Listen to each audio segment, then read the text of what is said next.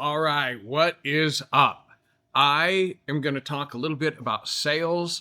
I think that sales is one of the greatest things in the world that you can do for people because sales really boils down to you just being helpful. Great salespeople will help you get where you want to go. They give you all of the information that you need so that you can make decisions that are in line with your priorities. That's the whole job.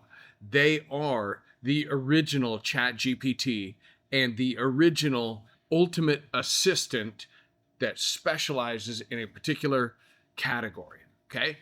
There are some people that are just crap salesmen. They're manipulative, and that's not what sales is about. Sales is about me helping you get where you want to go. And so I love being helpful, and so I love sales. So with that, a lot of people get very uncomfortable with doing sales, and I want to share with you a handful of prompts that when you approach the sales conversation like this, it will immediately make it so that you can be more helpful, your customers will be more open, and you will have the odds of having a good interaction go way, way, way up. Okay, so the first prompt, tell me about the project. Nothing sucks more than a salesperson that when you walk in the door, they already know what you need. They already know what they're going to sell you.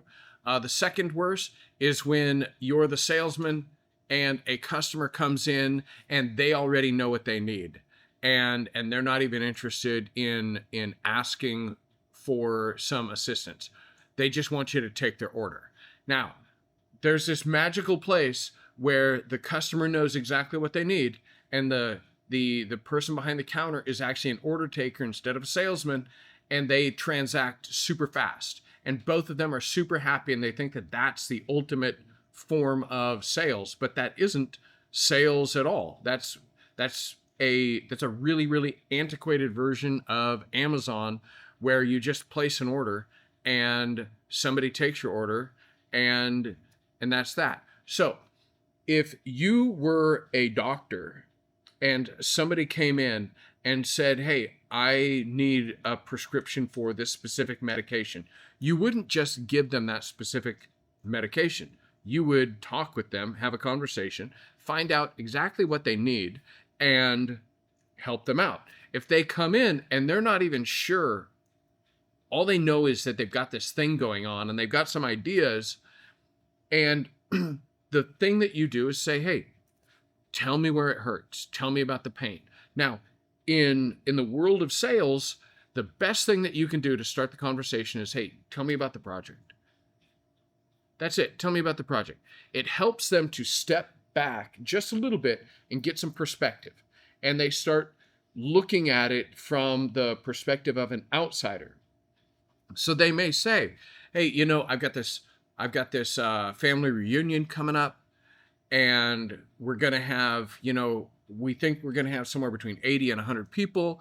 It's in 3 weeks. They start telling you all of the important information. Now, sometimes your customer, when you say, tell me about the project, they are a little bit guarded. The joke that I like to tell in the class is about a man standing on a corner, and there's a dog next to him. A guy comes walking up the corner and says, hey, does your dog bite? And the guy goes, no, my dog doesn't bite. The man reaches down to pet the dog, and the dog bites him on the hand. And the guy goes, I thought you said your dog didn't bite. And the guy goes, well, this isn't my dog. Point being is that sometimes what you expect to be common courtesy and common, looking out for you isn't there. And after you get your hand bit a couple times, you're going to be a little bit guarded. Like, people are going to use what you have to say against you in order to leverage for their own benefit. Now, you, as a great salesman, as a person that likes to help people out, when you start to sense that, here's the script, okay? When I'm doing the class live, I usually stop. I find one person and I look them right in the eye and I say, hey, my job is to be your expert advisor and to give you all of the information that you need so that you can make decisions that are in line with your best interest, okay? Or according to your priorities. When I say that, then the customer understands, hey, you know what? I'm actually on your side. When I say this, I'm on your side, I actually picture in my mind me sitting across from somebody at a table, and then suddenly I'm on the other side of the table and we're both looking at this same puzzle, trying to figure it out. I'm the expert guide and they are the person that needs help. And so when somebody comes in and they say, hey, I'm looking for some family reunion shirts, I immediately know we're not going to be doing fancy shirts. We're not going to be doing high-end shirts. What we're probably going to do is a entry-level 50/50 t-shirt that has a whole lot of common colors from the adult to the youth sizes and maybe even down into toddler sizes. Now, there's only a couple of products like that. I know this, so I'm able to say, okay, so there's a, are there going to be children there? When is this going to be done? I know the right questions to ask, and this immediately gets their confidence that I know what I'm talking about. All right, so anyway, that is kind of the basis for how to get more sales, how to be more helpful, and do sales just better, okay?